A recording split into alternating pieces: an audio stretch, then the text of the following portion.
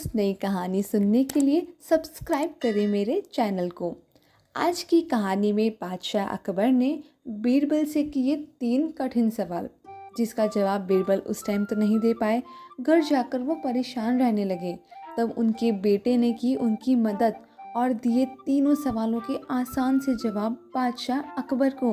तो आइए सुनते हैं आज की कहानी। उससे पहले स्वागत करती हूँ आप सभी का हिंदी कहानियाँ चैनल में, और मैं हूँ तृप्ति।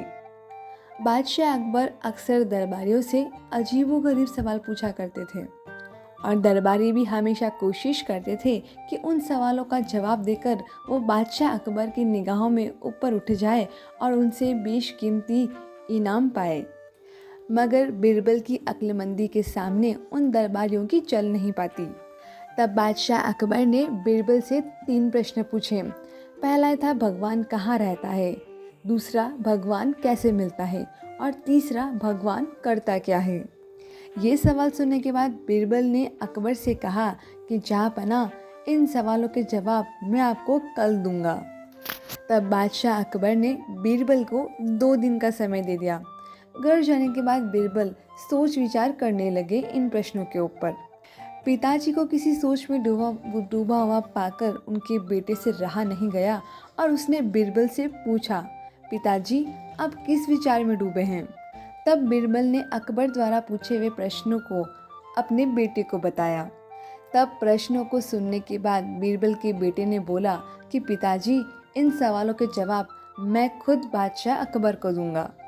आप कल मुझे अपने साथ दरबार में ले चलिएगा। तब बीरबल खुश हो गए और अगले दिन अपने पुत्र को साथ में लेके राज दरबार पहुँचे। बीरबल को उनके पुत्र के साथ में देखकर अकबर के साथ साथ सारे दरबारी भी हैरान हो गए।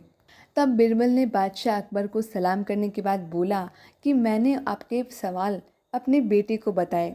तब बेटे ने बोला कि वो खुद आपको इसके जवाब देगा, इसलिए आज मैं इसे राज दरबार में लेकर आया हूँ। तब बीरबल के बेटे ने जहाँपनाह से बोला कि आपके सवालों का जवाब देने के पूर्व मैं चाहता हूँ कि आप सेवक से कहकर दूध में शक्कर घुला हुआ दूध लेके आ जाएं। तब सेवक मीठा दूध, जिसमें कि शक्कर पूरी तरह से घुल चुकी थी, लेकर हाजिर हुआ। तब बीरबल के बेटे ने अकबर से कहा कि ज़रा आप इस दूध को चखकर बताइए कि इसका स्वाद कैसा है। तब अकबर ने कहा कि बेटा, इसका स्वाद तो मीठा है। तब बीरबल के बेटे ने कहा कि क्या आपको इसमें शक्कर दिखाई दे रही है। तब अकबर ने कहा कि नहीं, और वो दिखाई भी कैसे देगी, वो तो दूध में पूरी तरह घुल चुकी है। तब बीरबल के बेटे ने कहा कि ठीक इसी तरह ईश्वर भी संसार में रचा बसा है, वह हमें दिखाई नहीं दे सकता। तब बीरबल के बेटे ने दही मंगवाया और बादशाह अकबर से कहा कि क्या आपको इसमें मक्खन दिखाई दे रहा है। तब अकबर ने कहा कि इसमें तो मक्खन दही मथने के बाद दिखाई देगा। तब उसके बेटे ने कहा कि जी जहाँपनाह, ठीक इसी तरह ईश्वर की प्राप्ति भी गहन मंथन के बाद ही हो सकती है। ये था आपके दूसरे प्रश्न का उत्तर। दोनों प्रश्नों के उत्तर से संतुष्ट होने के बाद अकबर ने बीरबल के बेटे से तीसरे प्रश्न का उत्तर पूछा। तब बीरबल के बेटे ने कहा कि जहाँपनाह, मैं आपको इसका उत्तर तभी दे पाऊँगा जब आप मुझे अपना गुरु मान लेंगे। तब अकबर ने कहा कि ठीक है, तुम मेरे गुरु हुए। तब बीरबल के बेटे ने कहा, तो इस तरह से तो गुरु जी का स्थान शिष्य से ऊपर होता है। तब बीरबल ने अपने सिंहासन की जगह खाली कर दी और बीरबल के बेटे को उस पर बिठा दिया, और अकबर स्वयं नीचे आकर बैठ गए।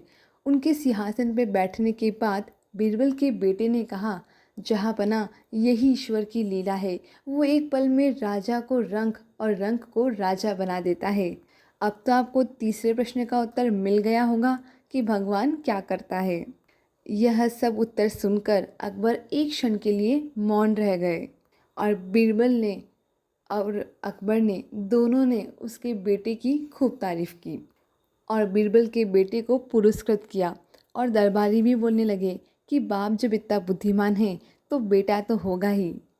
तो लिसनर्स, आपको कहानी कैसी लगी मुझे कमेंट करके बताइएगा। मैं आपके लिए लाती हूँ मोटिवेशनल स्टोरीज़ हर दिन, तो आप मुझे कमेंट करें। चैनल पे नए हैं तो उसे सब्सक्राइब करें और शेयर करें। अच्छी अच्छी कहानियाँ लाती रहूँगी आप सभी के लिए। तब तक के लिए बाय।